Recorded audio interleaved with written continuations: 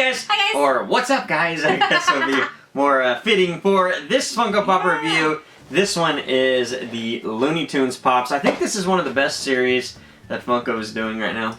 I definitely have to agree. Looney Tunes is so fantastic, and it's a classic for everybody. Yes, yeah, it expands generations. Yeah, That's what's important. And I think everything they've done is amazing. They have a lot of them coming up on the Funko Shop. That's one that people have been snatching up. We were lucky enough to get Speedy Gonzales. Our friend Jason sent us the Marvin the Martian Rocket last year. An amazing pop. We haven't shown those off yet, actually. We need to do a video of that. We'll do a video of that later for just those two. Of course, we saw Duck Dodgers last year, but this one's going straight into Looney Tunes, the good stuff. That's right. And, oh yeah, we saw Space Jam too. You can kind of take it. Yeah. But yeah, this one's the mainstream stuff, the stuff you know and love. Let's get into it. Alright, I guess we're going to have to start off with the most obvious one, Yeah, right? I mean, he's the face of Looney Tunes. He's the face of Looney Tunes. That is Bugs Bunny. Before I get into the pop, I do want to say that I love the boxes. I do too. I think the art that they put on it, great. I mean, that's exactly what I would have done if I was doing Looney Tunes. You have to include that because that was at the beginning and the end of every show. Yep, it's perfect. Perfect design for the box. Alright, so getting into the pop, it works. I mean, it's the only thing I can say. Bugs Bunny would have been hard. I think when I think about Bugs Bunny, I think in Space Jam it was pretty successful. I think in Space Jam Bugs Bunny was good. I think this one's pretty good. It's just hard sometimes to do these characters to make them look a lot like animations. Animations are very difficult. However, I think this one's very successful. I love it. I love how his carrot, he's got his rabbit teeth. You know, it's just an overall a good pop. Very plain still. It's very plain. My only hiccup with this one that I think is kind of an issue for me is that there isn't much differentiation between his fur and his teeth. Very true. I mean, if they should have had like just a tiny shadow or something. But outside of that, I love this pop. I think everything else about it is fantastic. Maybe a decal between the crack of the teeth or something. Something to outline it a little bit. Right. But overall, a really good pop. I think that's a successful pop. So up next, sticking with Bugs Bunny, we have from the episode What's Opera Doc from 1957. Long time ago. Bugs Bunny, the opera version. Now this one is so funny to me because of course Bugs Bunny is dressed as a female and has pink eyeshadow and flirty eyelashes, which is so funny.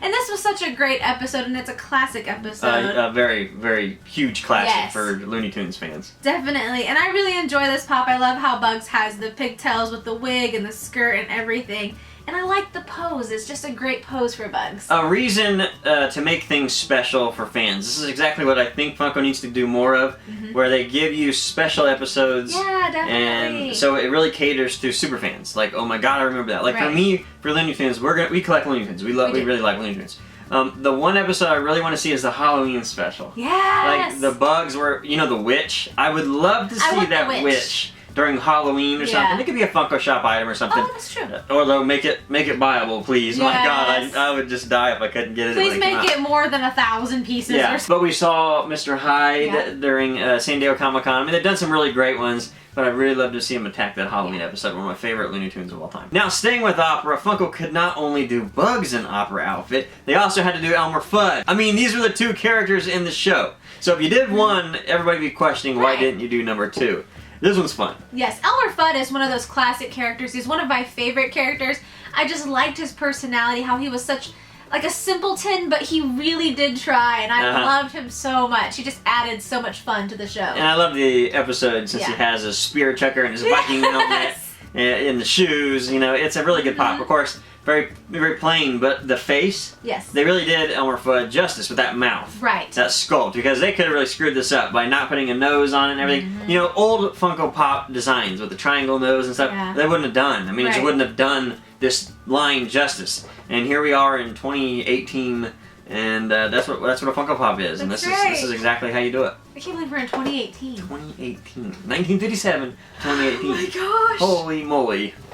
That's crazy. Now, one of my favorite characters growing up that I was obsessed with is Tweety Bird. Now, you can't have Tweety Bird without Sylvester because, of course, the size difference. Dynamic duo? Yeah, exactly. They're a dynamic duo, and I'm glad that they made them in one pop box and not tried to do the two-pack. Yeah, an actual two-pack. Exactly, yes. A regular-sized box. Yeah. So it actually fits in your collection and doesn't, like, you know, it doesn't make it all imbalanced. Right. It drives me crazy for some reason. Yes, me too.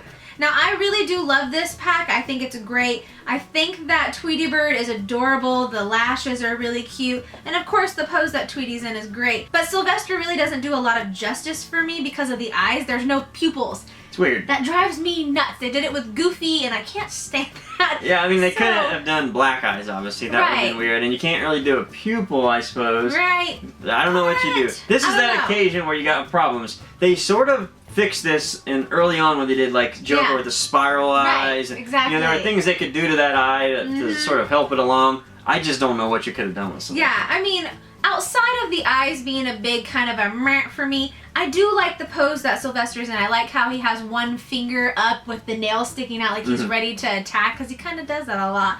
And I like how they included the dots for the whiskers and everything else. This is a good set. I just don't like Sylvester's eyes. I mean, the artwork was done right, where the eye actually is lifted up, so there's black underneath the eye. Yes, exactly. And the actual mole, it goes right to the white mouth, and that's what's causing the issue there. Right, definitely. But still, great. Great, and it has Tweety, so you can't go wrong. Now, speaking of Tweety, I would have also, maybe in the future, I'd love to see a 2-pack of the grandma in Tweety, the old lady in Tweety. Yes, Can't remember her name. too. But that would be another good 2-pack. Tweety in the cage. Yeah, to make it different, put Tweety in the cage. I would love that. That'd be awesome. There's 2 left that were like my ultimate favorite when I was a kid.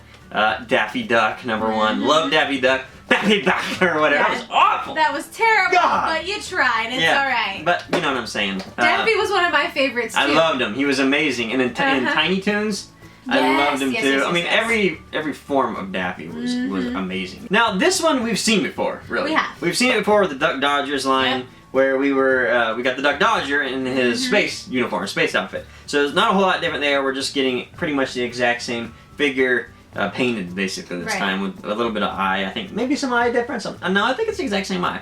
This is basically the same that we saw with Duck Dodgers. No real difference besides the body. A good pop. I'm a big fan of Daffy Duck, so I'm glad that we can get him.